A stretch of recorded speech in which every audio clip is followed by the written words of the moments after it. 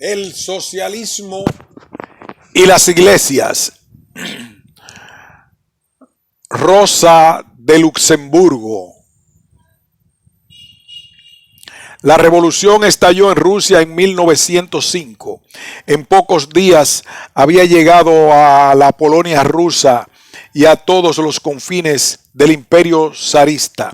Rosa de Luxemburgo, residente a la sazón en la Alemania, volcó su atención a la siguiente doble tarea: ayudar a dirigir el Partido Socialdemócrata de Polonia y Lituania durante acontecimientos de ese año y difundir e interpretar las noticias de la revolución de 1905 entre la clase obrera alemana.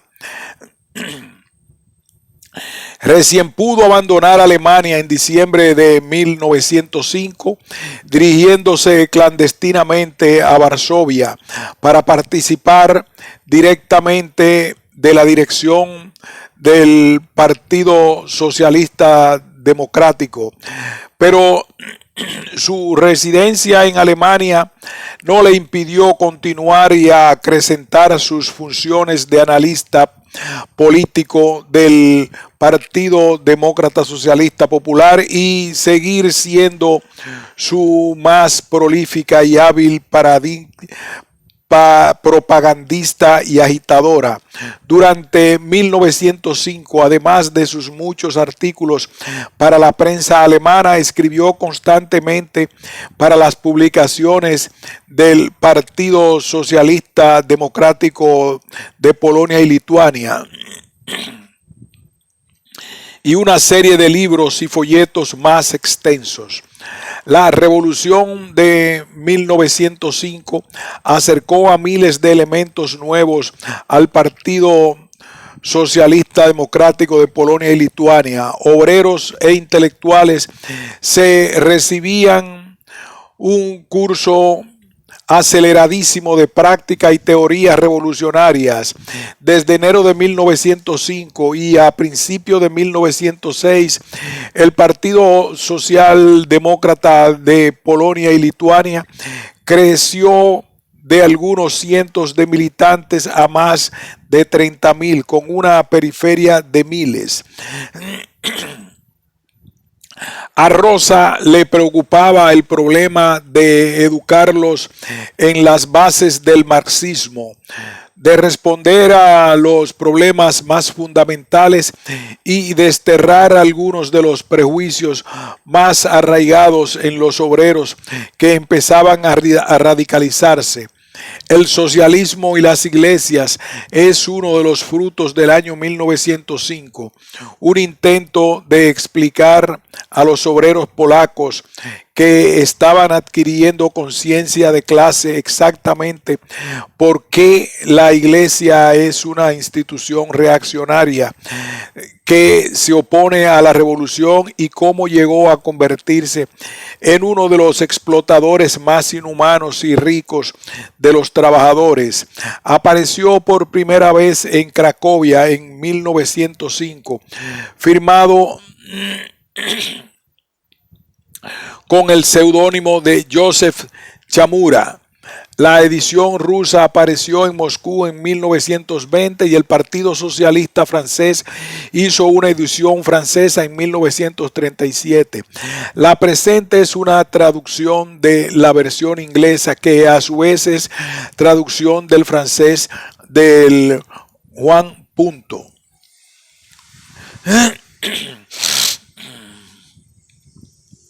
Desde el momento en que los obreros de nuestro país y de Rusia comenzaron a luchar valientemente contra el gobierno zarista y los explotadores, observamos que los curas en sus sermones se pronuncian con frecuencia cada vez mayor contra los obreros en lucha.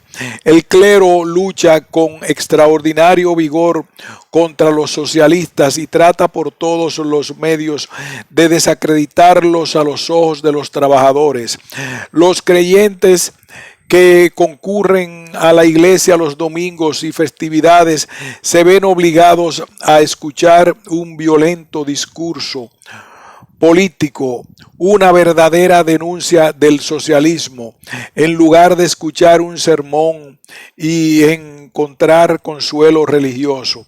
En vez de reconfortar al pueblo lleno de problemas y cansado de su vida tan dura, que va a la iglesia con su fe en el cristianismo, los sacerdotes echan denuestos contra los obreros que están en huelga y se oponen al gobierno. Además, son los que exhortan a soportar su pobreza y opresión con humildad y paciencia.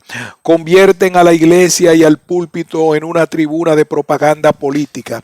Los obreros pueden comprobar fácilmente que el encono del clero hacia los socialdemócratas no es un modo alguno de provocación de estos últimos.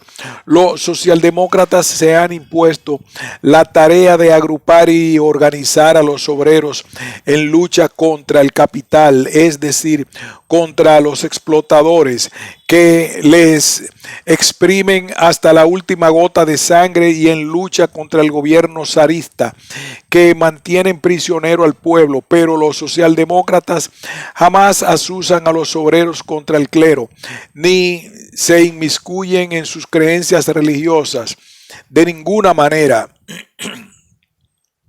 Los socialdemócratas del mundo y de nuestro país consideran que la conciencia de las opiniones personales son sagradas.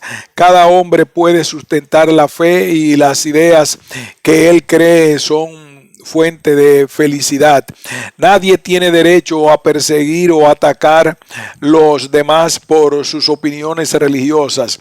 Eso piensan los socialistas, y por esta razón, entre otras, los socialistas llaman al pueblo a luchar contra el régimen zarista, que viola continuamente la conciencia de los hombres al perseguir a católicos rusos, judíos, herejes y librepensadores.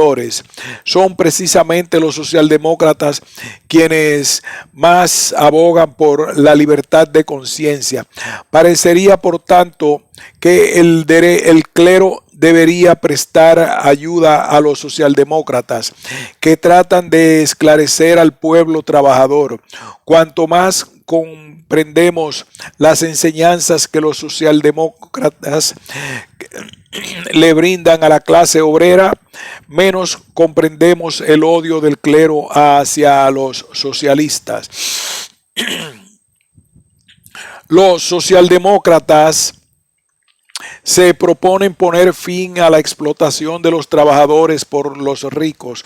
Cualquiera pensaría que los servidores de la iglesia serían los primeros en facilitarles la tarea a los socialdemócratas. ¿Acaso Jesucristo, cuyos siervos son los sacerdotes, no enseñó que el más fácil que un camello pase por el ojo de una aguja, que los ricos entren al reino de los cielos? Los socialdemócratas tratan de imponer en todos los países un régimen social basado en la igualdad, libertad y fraternidad de todos los ciudadanos. Si el clero realmente desea poner en práctica el precepto "ama a tu prójimo como a ti mismo", ¿por qué no acoge con agrado la propaganda socialdemócrata? Con su lucha desesperada con la educación y organización del pueblo, los socialdemócratas tratan de sacarlos de su opresión y ofrecer a sus hijos un futuro mejor. A esta altura todos tendrían que admitir que los curas deberían bendecir a los socialdemócratas. ¿Acaso Jesucristo, a quien ellos sirven, no dijo: "Lo que hacéis por los pobres, lo hacéis por mí"? En cambio, vemos al clero por un lado excomulgar y perseguir a los socialdemócratas y por el otro ordenar a los obreros que sufran pacientemente, es decir, que permitan pacientemente que los capitalistas los exploten. El clero brama contra los socialdemócratas, exhorta a los obreros a no alzarse contra los amos, a someterse obedientemente a la opresión de este gobierno que mata a gentes indefensas, envía millones de obreros a la monstruosa carnicería de la guerra, persigue a católicos, católicos rusos y viejos creyentes. Así el clero, al convertirse en vocero de los ricos, en defensor de la explotación y la opresión, se coloca en contradicción flagrante con la doctrina cristiana. Los obispos y curas no propagan la enseñanza cristiana, adoran el becerro de oro y el látigo que azota a los pobres indefensos. Además, todos saben cómo los curas se aprovechan de los obreros, les sacan dinero en ocasión del casamiento, bautismo y entierro. ¿Cuántas veces sucede que un cura llamado al lecho de un enfermo para administrarle los últimos sacramentos se niega a concurrir hasta tanto se le pague un honorario? El obrero, presa de la desesperación, sale a vender o empeñar todo lo que posee con tal de que no les falte consuelo religioso a sus seres queridos. Es cierto que hay eclesiásticos de otra talla, hay algunos llenos de bondad y compasión y que no buscan el lucro. Estos están siempre dispuestos a ayudar a los pobres, pero debemos reconocer que son muy pocos, que son las moscas blancas. La mayoría de los curas, con sus caras sonrientes, se arrastran entre los ricos, perdonándoles con su silencio toda depravación, toda iniquidad. Otro es su comportamiento con los obreros. Solo piensan en esquilmarlos sin piedad. En sus severos sermones fustigan la codicia de los obreros, cuando estos simplemente se defienden de los abusos del capitalismo. La flagrante contradicción que existe entre las acciones del clero y las enseñanzas del cristianismo debe ser materia de reflexión para todos. Los obreros se preguntan por qué en su lucha por la emancipación encuentran en los siervos de la iglesia enemigos y no aliados. ¿Cómo es que la iglesia defiende la riqueza y la explotación sangrienta en vez de ser un refugio para los explotados? Para comprender este fenómeno extraño basta echar un vistazo a la historia de la iglesia y examinar su evolución a través de los siglos. Los socialdemócratas quieren el comunismo y eso es principalmente lo que el clero les reprocha. En primer lugar, es evidente que los curas que hoy combaten el comunismo en realidad combaten a los primeros apóstoles, porque estos fueron comunistas ardientes. Todos saben que la religión cristiana apareció en la antigua Roma en la época de la decadencia del imperio, que antes había sido rico y poderoso y comprendía lo que hoy es Italia y España, parte de Francia, parte de Turquía, Palestina y otros territorios. La situación de Roma en la época del nacimiento de Cristo era muy parecida a la que impera actualmente en la Rusia zarista. Por otra parte, un puñado de ricos viviendo en la holgazanería y gozando de toda clase de lujos y placeres. Por otra, una inmensa masa popular que se pudría en la pobreza. Por encima de todos, un gobierno despótico basado en la violencia y la corrupción ejercía una opresión implacable. Todo el imperio romano estaba sumido en el desorden más completo, rodeado de enemigos amenazantes. La soldadesca desatada descargaba su crueldad sobre la población indefensa. El campo estaba desierto, las ciudades,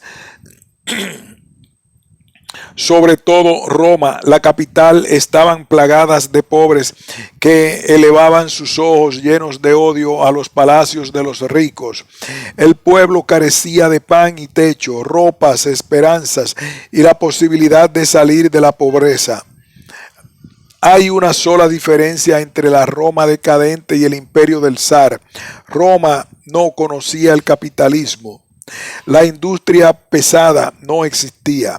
En esa época el orden imperante era la esclavitud. Los nobles, los ricos, los financistas satisfacían sus necesidades poniendo a trabajar a los esclavos que las guerras les dejaban. Con el pasar del tiempo, estos ricos se adueñaron de casi todas las provincias italianas, quitándoles la tierra a los campesinos romanos. Al apropiarse de los cereales de las provincias conquistadas como el tributo sin costo, invertían esas ganancias en sus propiedades, plantaciones magníficas, viñedos, prados, quintas y ricos jardines cultivados por ejércitos de esclavos que trabajaban bajo el látigo del capataz. Los campesinos privados de su tierra y de pan fluían a la capital desde todas las provincias, pero allí no se encontraban en mejor situación para ganarse la vida, puesto que todo el trabajo lo hacían los esclavos. Así se formó en Roma un numeroso ejército de desposeídos, el proletariado, carente inclusive de la posibilidad de vender su fuerza de trabajo. La industria no podía absorber a esos proletarios provenientes del campo, como ocurre hoy. Se convirtieron en víctimas de la pobreza sin remedio, en mendigos. Esta gran masa popular hambrienta y sin trabajo que atosigaba los suburbios y los espacios abiertos y las calles de Roma constituía un peligro permanente para el gobierno y las clases poseedoras. Por ello, el gobierno se vio obligado a salvaguardar sus intereses, aliviando su pobreza. De vez en cuando distribuía entre el proletariado maíz y otros comestibles almacenados en los graneros del Estado. Para hacerles olvidar sus penas, les ofrecía espectáculos circenses gratuitos. A diferencia del proletariado contemporáneo que mantiene a toda la sociedad con su trabajo, el inmenso proletariado romano vivía de la caridad. Los infelices esclavos, tratados como bestias, hacían todo el trabajo en Roma. En este caos de pobreza y degradación, el puñado de magnates romanos pasaba los días en orgías y en medio de la lujuria. No había salida para esta monstruosa situación social. El proletariado se quejaba y de vez en cuando amenazaba con iniciar una revuelta, pero una clase de mendigos que vive de las migajas que caen de la mesa del Señor no puede iniciar un nuevo orden social. Los esclavos que con su trabajo mantenían a toda la sociedad estaban demasiado pisoteados, demasiado dispersos, demasiado aplastados por el yugo, tratados como bestias y vivían demasiado aislados de las demás clases como para poder transformar la sociedad. A menudo se alzaban contra sus amos, trataban de liberarse mediante batallas sangrientas, pero el ejército romano aplastaba las revueltas, masacraba a miles de esclavos y crucificaba a otros tantos. En esta sociedad putrefacta, donde el pueblo no tenía salida de su trágica situación, ni esperanzas de una vida mejor, los infelices volvieron su mirada al cielo para encontrar allí la salvación. La religión cristiana parecía ante estos infelices como una tabla de salvación, un consuelo, un estímulo, y se convirtió desde sus comienzos en la religión del proletariado romano. De acuerdo con la situación material de los integrantes de esta clase, los primeros cristianos levantaron la consigna de la propiedad común, el comunismo. ¿Qué podía ser más natural? El pueblo carecía de los medios de subsistencia y moría de hambre. Una religión que defendía al pueblo, que exigía que los ricos compartan con los pobres los bienes que debían pertenecer a todos. Una religión que predicaba la igualdad de todos los hombres. Tenía que lograr gran éxito. Sin embargo, nada tiene en común con las reivindicaciones que hoy levantan los socialdemócratas con el objetivo de convertir en propiedad común los instrumentos de trabajo, los medios de producción para que la humanidad pueda vivir y trabajar en armonía. Hemos visto que los proletarios romanos no vivían de su trabajo sino de las limosnas del gobierno, de modo que la consigna de propiedad colectiva que levantaban los cristianos no se refería a los bienes de producción sino a los de consumo. No exigían que la tierra, los talleres y las herramientas se convirtieran en propiedad colectiva, sino simplemente que todo se dividiera entre ellos, casa, comida, ropas y todos los productos elaborados necesarios para vivir. Los comunistas cristianos se cuidaban bien de averiguar el origen de estas riquezas. El trabajo productivo recaía siempre sobre los esclavos. Los cristianos solo deseaban que los que poseían la riqueza abrazaran el cristianismo y convirtieran sus riquezas en propiedad común para que todos gozaran de estas cosas en igualdad y fraternidad. Así estaban organizadas las primeras comunidades cristianas. Un contemporáneo escribió: esta gente no cree en la fortuna, sino que predica la propiedad colectiva y ninguno de ellos posee más que los demás. El que quiere entrar en su orden debe poner su fortuna como propiedad común. Es por ello que no existe entre ellos pobreza ni lujos. Todos poseen todo en común como hermanos. No viven en la ciudad propia, pero en cada ciudad tienen casa para ellos. Si cualquier extranjero perteneciente a su religión llega allí, comparten con él toda su propiedad y él puede beneficiarse de la misma como si fuese propia, aunque no se conocieran hasta entonces.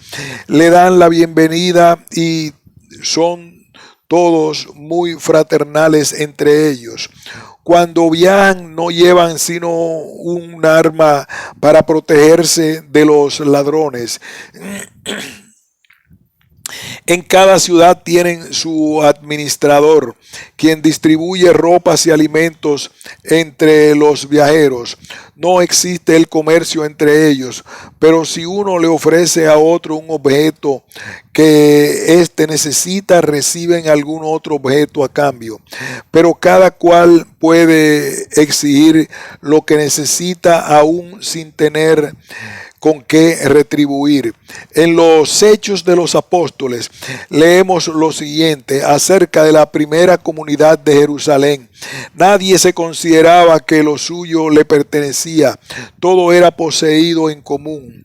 Los que poseían tierras o casas, después de venderlas, traían lo obtenido para colocarlo a los pies de los apóstoles, y a cada uno se le daba de acuerdo con sus necesidades. En 1780 el historiador alemán Vogel escribió lo mismo acerca de los primeros cristianos. Según las reglas, todo cristiano tenía derechos sobre la propiedad de los demás, sobre la propiedad de los demás cristianos de la comunidad. En caso de necesidad, podía exigir que los más ricos dividieran su fortuna y la compartieran con él según sus necesidades. Todo cristiano podía utilizar la propiedad de sus hermanos.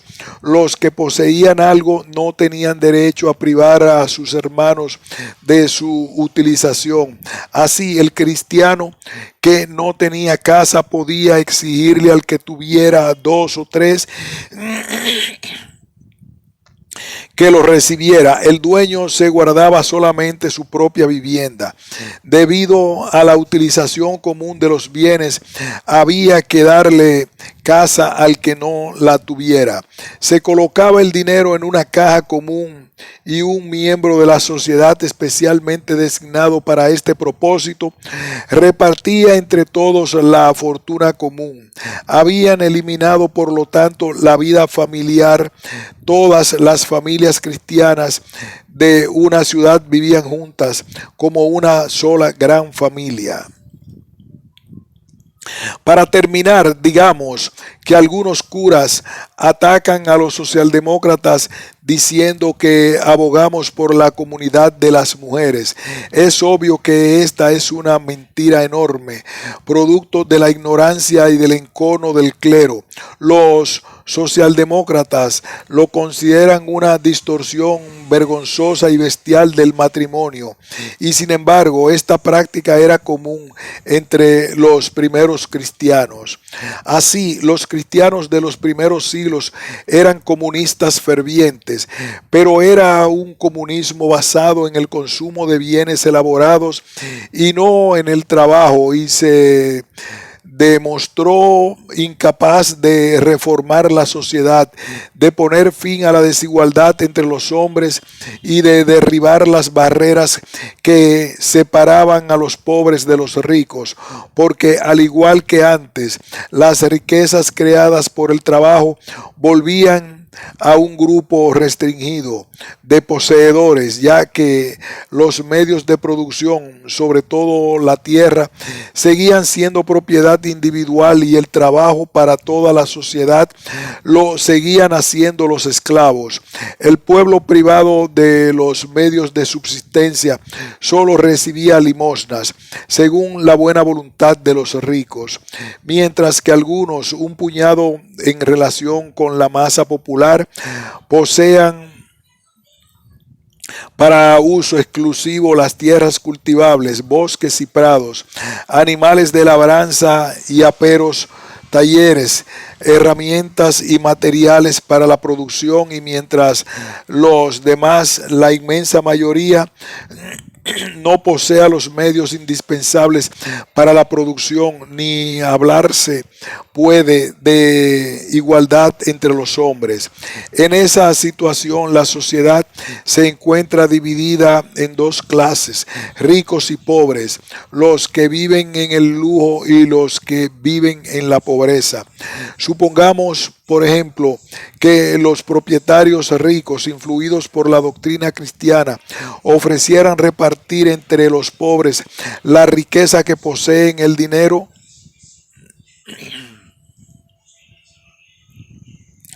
granos, frutas, ropa y animales. ¿Cuál sería el resultado? La pobreza desaparecería durante varias semanas y en ese lapso la población podría alimentarse y vestirse, pero los productos elaborados se gastan en poco tiempo. Pasado un breve lapso,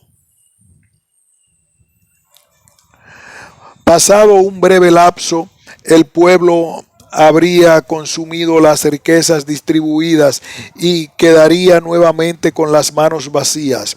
Los dueños de la tierra y de los medios de producción producirían más gracias a la fuerza de trabajo de los esclavos y nada cambiaría.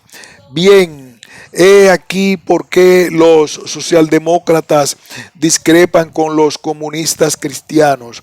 Dicen, no queremos que los ricos compartan sus bienes con los pobres, no queremos caridad ni limosna. Nada de ello puede borrar la desigualdad entre los hombres. Lo que exigimos no es que los ricos compartan con los pobres, sino la desaparición de ricos y pobres. Ello es posible bajo la condición de que todas las fuentes de riqueza, la tierra junto con los demás medios de producción y herramientas, pasen a ser propiedad colectiva del pueblo trabajador, que producirá según las necesidades de cada uno. Los primeros cristianos creían poder remediar la pobreza del proletariado con las riquezas dispensadas por los poseedores. Eso es lo mismo que sacar agua con un colador. El comunismo cristiano era incapaz de cambiar o mejorar la situación económica y no prosperó. Al principio, cuando los seguidores del Nuevo Salvador constituían solo un pequeño sector en el seno de la sociedad romana, el compartir los bienes y las comidas y el vivir todos bajo un mismo techo era factible, pero a medida que el cristianismo se difundía por el imperio, la vida comunitaria de sus partidarios se hacía más difícil. Pronto desapareció la costumbre de la comida en común y la división de bienes tomó otro cariz. Los cristianos ya no vivían como una gran familia, cada uno se hizo cargo de sus propiedades y solo se ofrecía a la comunidad el excedente.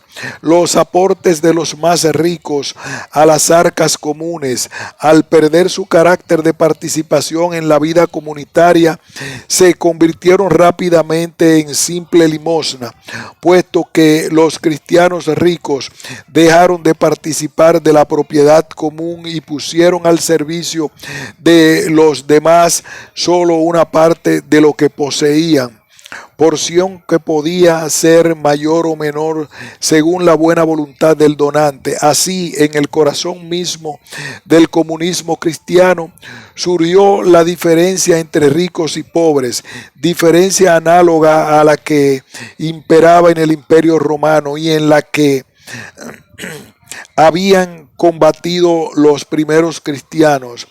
Pronto los únicos participantes en las comidas comunitarias fueron los cristianos pobres y los proletarios. Los ricos cedían parte de su riqueza y se apartaban. Los pobres vivían de las migajas que les arrojaban los ricos y la sociedad volvió rápidamente a ser lo que había sido. Los cristianos no habían cambiado nada. Los padres de la iglesia prosiguieron, sin embargo, la lucha contra la penetración de la desigualdad social en el seno de la comunidad cristiana, fustigando a los ricos con palabras ardientes y exhortándolos a volver al comunismo de los primeros apóstoles.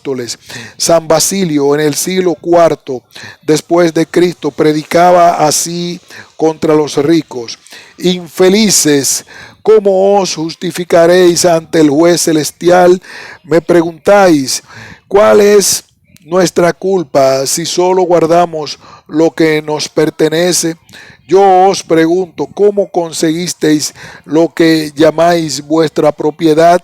¿Cómo se enriquecen los poseedores si no es tomando posesión de las cosas que pertenecen a todos? Si cada uno tomara lo que necesitare y dejare el resto para los demás, no habría ricos ni pobres. ¿Quién más predicó